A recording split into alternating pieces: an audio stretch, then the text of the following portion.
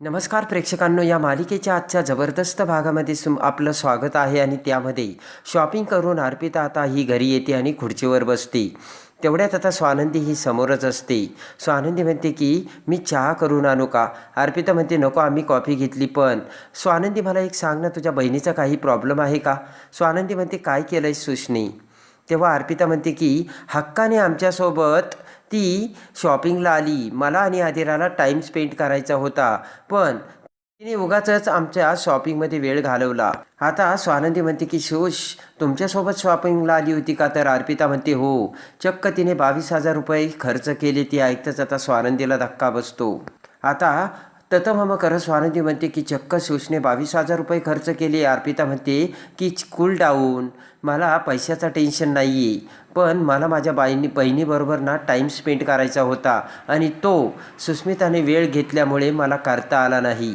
आता इकडे अर्पिता म्हणते की पुन्हा तुझ्या बहिणीला ना स्वानंदी आमच्यासोबत पाठवत जाऊ नको, एवढी काळजी घे. आणि अर्पिता तेथून निघून जाते. इकडे आता स्वानंदीचे बाबा घरी येतात आणि बँकेमध्ये फोन करून आता त्यांना FD मोडायचे असल्याचे सांगतात. ते ऐकताच मंदाकिनी ती दिलीपकडे येते आणि म्हणते का हो, FD का मोडायची आहे तुम्हाला?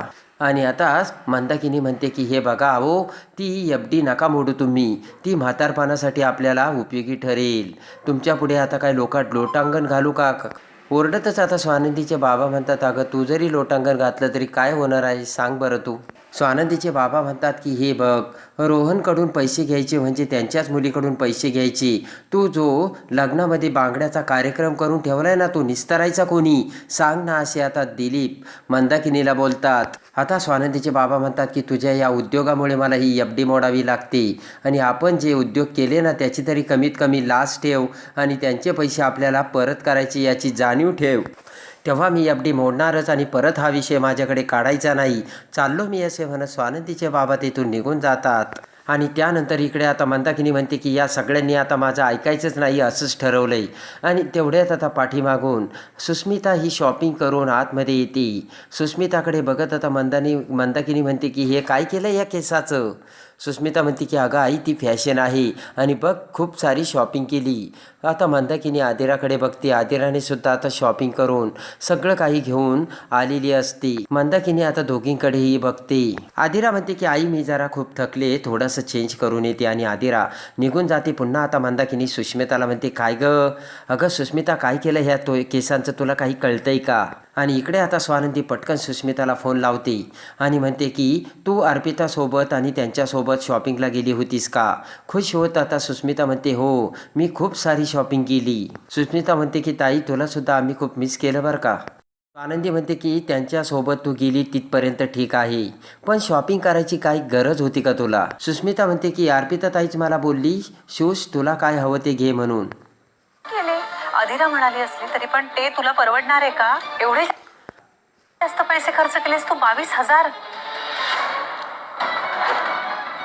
आजपर्यंत केलेत का कधी आपण असे शॉपिंगवर खर्च? तुला स्वानंदी म्हणते की आणि तू किती 22,000 रुपये खर्च केलेत आजपर्यंत शॉपिंगसाठी? आपण एवढे पैसे खर्च केलेत का?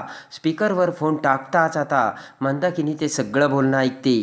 स्वानंदी म्हणते की लग्नाच्या वेळेस तशी सुद्धा आत्ताच आपण शॉपिंग केली होती सुस्मिता, मग आता शॉपिंग करायची काय गरज होती? त्यानंतर स्वानंदी म्हणते की सुस्मिता, आपली ऐपत बघ आणि तसं वाग. आदिरा ही चांगली मुलगी आहे, त्यामुळे ती जशी म्हटली तशी वागणी हे तुला काही कंपल्सरी नाही आहे. स्वानंदी म्हणते की तिला त्या गोष्टी परवडतात, पण आपल्याला परवडणार आहे का? आणि स्वानंदी म्हणते की तू परत असे खर्च त्यांचे पैसे केलेले मला अजिबात चालणार नाही. स्वानंदी म्हणते की अगोदरच राजवाड्यांनी अगोदरच आपल्यासाठी खूप खर्च केला आहे आणि त्यातच तू अजून त्यांना खर्चात कशाला टाकतेस? स्वानंदी म्हणते प्लीज या मागचं गांभीर्य समजून घे तू आणि यापुढे असं कधी वागू नकोस. मंदाकिनी सुद्धा ते सगळं ऐकत असते. आणि इकडे आता आदिरा तिच्या बेडरूममध्ये असताना पटकन मलिका आता आदिराला फोन करत म्हणते हाय बेबी डॉल, कशी आहेस तू? आणि शॉपिंग करून मस्त वाटलं असेल ना तुला. तेव्हा आता आदिरा म्हणते की ओ हा मॅम, खरंच मला खूप दिवसांनी मी बाहेर पडले. तर तेवढ्यात मंदाकिनी आता त्या शॉपिंगच्या पिशव्या घेऊन आता आदिराकडे येते आणि त्या पिशव्या आता आदिरासमोर ठेवत म्हणते की हे घ्या, आम्हाला काहीच नको. तर आता मलिकाचा फोन चालू असतो आणि मलिका ते बोलणे ऐकत असते. आदिरा म्हणते 1 मिनटं मॉम, काय झालं? मंदाकिनी म्हणते की सुस्मिता मूर्ख आहे, पण तू तर शहाणी आहेस ना, तुला तर सगळं कळतं. आदिरा म्हणते 1 मिनटं, तुम्ही कशाबद्दल बोलतात मला काहीच कळत नाही आहे. मंदाकिनी म्हणते की एक तर माझ्या मुलीला तू शॉपिंगला घेऊन गेली, तिच्यासाठी तू एवढं शॉपिंग केलंस आणि आता हे सगळं करून तुम्ही बोलून दाखवता आणि काढून दाखवता काय? आदिरा म्हणते 1 मिनटं, तुमचा काहीतरी गैरसमज होतोय, मी कुणाला काहीच बोललेले नाही आहे. तेव्हा आता मंदाकिनी म्हणते की स्वानंदी मग का बडबडली हिला? आणि मंदाकिनी सुष्मिताला म्हणते की तू सुद्धा मूर्ख आहे आणि परत जर हिच्याकडे काही मागितलं ना तर माझी इतकं कोणी वाईट नाही, असे आता मंदाकिनी सुष्मिताला बोलते. आता तेवढ्यात इकडे मलिका म्हणते की डॉल, तिकडे काय चाललं? रोहनची आई एवढ्या आरडाओरड का करतात? आदिरा म्हणते मॉम, मी तुला नंतर कॉल करते. आणि त्यानंतर फोन कट करत आदिरा म्हणते की आई तुम्ही अशा का वागतात? मी फोनवर होते, ती माझी मॉम होती, आपण ना सगळं शांतपणाने बोलूयात. मंदाकिनीला पुन्हा आता आदिरा सांगते की मी कुणाला काहीच बोलले नाही आई. मंदाकिनी म्हणते तुझ्या बहिणीने सांगितलं असेल. विचार करत आदिरा म्हणते की हो, असं सुद्धा होऊ शकतं, पण मला याबद्दल काहीच नाही माहिती आई, आणि तरीसुद्धा तुम्ही मला का बोलता असे आदिरा सांगते. आदिरा म्हणते की तिच्या वागण्यावर माझा काही कंट्रोल आहे का? मंदाकिनी म्हणते ती तुझी बहीण आहे ना, मग तिला तुला समजावता नाही आलं का? मंदाकिनी म्हणते की असं बोलायचं असतं का? आणि तुझ्या घरच्यांनी काय ठेकाच घेतला काय सतत आमचा अपमान करायचा? मंदाकिनी म्हणते की आता स्वानंदी तिकडे गेली, तुमच्याच घरची झाली ती सुद्धा आता मला माझ्या मुलीला नको ते बोलायला लागली.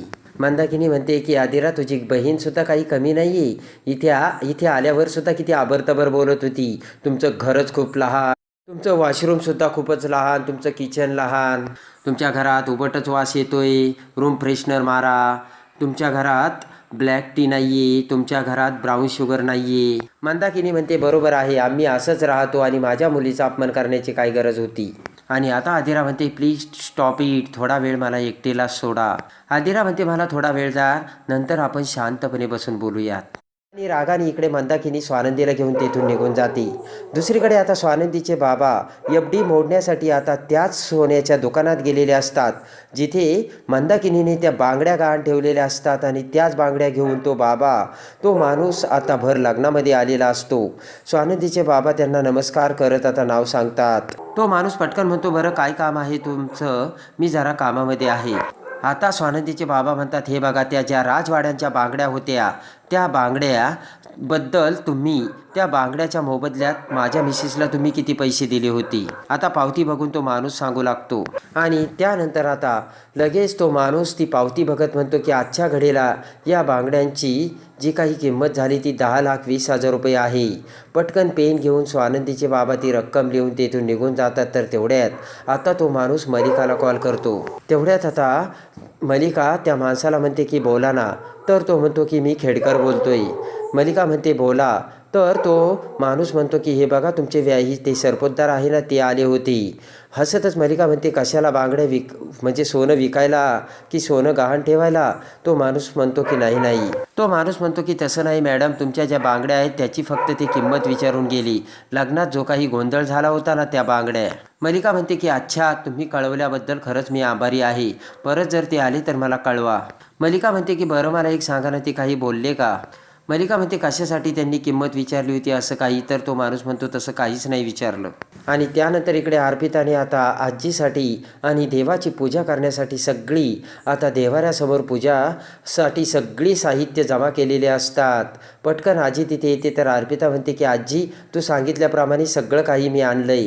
तेल, चांदीची भांडी, पूजेचं सामान, पूजेचं ताट सगळं काही घेऊन आले आणि स्पेशली हे दिव्याचं तेल, आणि तेही तू सांगितल्याप्रमाणेच. आजी म्हणते की या तेलाने देवा शांत आणि दीर्घकाळ ठेवतो. आणि अर्पिता म्हणते की तीळ असल्यामुळे ही धूर कमी होतो, काजळी धरत नाही आणि देवा अगदी पूर्णपणे तेवतच असतो. आणि त्यानंतर पटकन आता अर्पिता ते तेल दिव्यामध्ये टाकून दिवा पेटवते.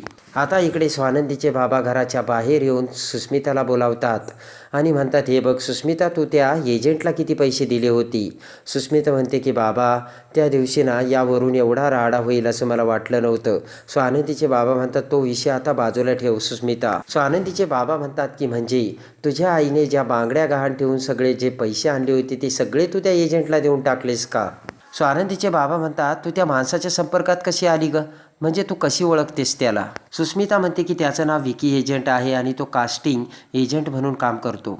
आता स्वानंदीचे बाबा म्हणतात, ठीक आहे, पैसे दिल्यापासून तू त्याच्या संपर्कात नाही आहे का? सुस्मिता म्हणते की म्हणजे मी त्याला कॉल करण्याचा प्रयत्न करते पण बहुतेक त्याने मला ब्लॉक केलं आहे. स्वानंदीचे बाबा म्हणतात, मला एक सांग ना, तू त्याच्या संपर्कात कशी आली? म्हणजे त्याचे मित्र वगैरे कोणी? उठतच आता सुस्मिता म्हणते की त्याचं नाव गाव एवढं काही माहिती नाही, पण तो आमच्या कॉमन ग्रुपमध्येच राहतो आणि ते ज्या रूममध्ये राहत होता त्याने आता त्याची ती रूमसुद्धा सोडली, म्हणून मला जास्त काही माहिती नाही आहे. उठतच स्वानंदीचे बाबा म्हणतात, म्हणजे त्याला शोधणं खूप कठीण आहे. त्याचं ना गाव माहिती आहे ना नाव माहिती आहे. स्वानंदीचे बाबा म्हणतात, हे बघ, त्याने तुझ्याकडून जे पैसे घेतले त्याच्याबद्दल त्याने तुला काही पावती वगैरे दिली का? तर सुस्मिता म्हणते नाही. आता स्वानंदीचे बाबा म्हणतात, तू पोलीस कंप्लेंट केली होती का? सुस्मिता म्हणते नाही. स्वानंदीचे बाबा म्हणतात, या गोष्टीला आता खूप दिवस उलटून गेले, त्याला शोधणं खूप कठीण आहे आणि असं सगळं असताना देखील तुम्ही एका अनोळखी माणसाला काहीही न विचार करता कसे एवढे पैसे देऊ शकता? स्वानंदीचे बाबा म्हणतात, आता मला राजवाड्यांचे पैसे भरावे लागतील, त्याशिवाय माझ्याकडे दुसरा आता कोणताच पर्याय नाही आहे. आणि त्यानंतर स्वानंदीचे बाबा म्हणतात, जा सुस्मिता, तू जा. सुस्मिता तेथून जाऊ लागते आणि सुस्मिताला आता डोळ्यात पाणी येत. पुन्हा सुस्मिता आता तिच्या बाबाला मिठी मारते. तेव्हा आता दिलीप म्हणतात की हे बघ बाळा, असं रडायचं नाही आणि डोळ्यात पाणी आणायचं नाही, तुला तुझं आयुष्य हवं तसं जग, पण जरा सांभाळून. सगळ्यात मोठा शब्द स्वानंदीच्या बाबांनी सुस्मिताला वापरलेला असतो आणि आयुष्य तुझ्या मर्जीप्रमाणे जग पण जरा सांभाळून, हे सत्य सुस्मिताच्या बाबांनी आता सुस्मिताला सांगितलेलं असतं. आणि इकडे आता समर लाईट बंद करून आता बेडरूममध्ये झोपलेला असतो. त्याच वेळेस आता स्वानंदी गुलाबजामची डिश घेऊन तिथे येते. लाईट चालू करते तर आता पटकन समोर उठून बसतो आणि म्हणतो, लाईट का चालू केली? स्वानंदी म्हणते की मी गुलाबजाम अंधारात कशी खाणार म्हणून लाईट चालू केली. स्वानंदी म्हणते म्हणजे मजा नाही येणार म्हणून मी लाईट लावली. स्वानंदी म्हणते खरं तर तुमच्यासाठी मी ठेवले होते, पण आता आजीने घालून दिलेला रात्री एकत्र जेवण्याचा नियम तर तुम्ही मोडला, म्हणून आता हे गुलाबजाम मीच खाते असे म्हणत स्वानंदी ते गुलाबजाम खाऊ लागते तर समरच्या तोंडाला पाणी सुटतं. समर म्हणतो, मी जरा कामात अटकलो होतो म्हणून नाही येता आलं आणि म्हणूनच मी बाहेरून जेवून आलो. स्वानंदी म्हणते ते ठीक आहे, पण आजी म्हणत होत्या की गुलाबजाम खूप छान झालेत. पटकन स्वानंदी गुलाबजाम आता तोंडासमोर नेते तर समर आता आ करून तोंड पुढे करतो आणि ते बघताच आता स्वानंदी म्हणते की ओ, मी गुलाबजाम खाते, तुम्ही का तोंड वर करता? तुम्ही असे तोंड लहान मुलांसारखे उघडून बसू नका बरं. मी गुलाबजाम खाते आणि तुम्ही तोंड उघडता. स्वानंदी म्हणते की उगाच माझं पोट दुखेन. समर म्हणतो दुखायलाच पाहिजे. स्वानंदी म्हणते काय म्हणालात? समर म्हणतो काही नाही खा. तर स्वानंदी म्हणते नक्की का? तर समर म्हणतो हो. समर म्हणतो की पण आज का गुलाबजाम खाऊशी वाटली? स्वानंदी म्हणते मी तुम्हाला सांगितलं होतं ना बघा, मी इंटरव्ह्यूसाठी मला कॉल आला होता आणि माझा इंटरव्ह्यू छान झाला. स्वानंदी म्हणते त्याच आनंदासाठी मी हे गुलाबजाम बनवले होते, खाणार का? स्वानंदी म्हणते की अहो घ्या ना. तसाही आनंद वाढला की तो अजून वाढतो. स्वानंदी जवळ येत सोप्यावर बसते आणि म्हणते की अहो आजी म्हणते म्हणून तर घ्या ना. समर म्हणतो नकोय मला. तेव्हा आता पुन्हा स्वानंदी म्हणते नको, ठीक आहे मग मी खातेच. स्वानंदी म्हणते 3 गुलाबजामना जरा जास्तच होतील, पण काय करणार, खावे तर लागतीलच. स्वानंदी म्हणते की पोटात तर जागा नाही आहे कारण मी अगोदरच खूप खाल्लेत आणि फुकट घालवणं म्हणजे तेही पाप असे म्हणत स्वानंदी तेथून जाऊ लागता. समर म्हणतो नको थांबा, म्हणजे आजीने आग्रह केला ना खूप, आजी खा म्हणाली नाही का? स्वानंदी म्हणते हो. समर म्हणतो आजीचा आग्रह ना मी कधीच मोडत नाही. हाताच्या पाया मागे करून आता हात पुढे करत समर म्हणतो की बघू आणि गुलाबजामची डिश आपल्या हातात घेत म्हणतो की आजीचा आग्रह ना मी कधीच मोडत नाही. आणि त्यानंतर आता पटकन समर आता एक गुलाबजाम टोमटात टाकतो आणि मोठ्या प्रेमाने खाऊ लागतो. समरकडे बघत आता स्वानंदी हसू लागते आणि लगेच आता समर म्हणतो की आजीने आग्रह केला नाही तर नसते खाल्ले. स्वानंदी म्हणते की कसे झाले? आता समर म्हणतो ठीक आहे, पण अजून सुधारायला स्कोप आहे. तर रागाने स्वानंदी म्हणते ठीक आहे. स्वानंदी म्हणते घेऊन जाऊ का? तर समर म्हणतो राहू द्या मी काही खाणार नाही, पण राहू द्या. स्वानंदी आता अंगावर घेण्यासाठी आता कंबल आणायला जाते तर पटकन त्यातील एक गुलाबजाम खाऊन समर आता कंबल अंगावर घेऊन झोपतो. स्वानंदी आता तिरप्या डोळ्याने समरकडे बघत असते.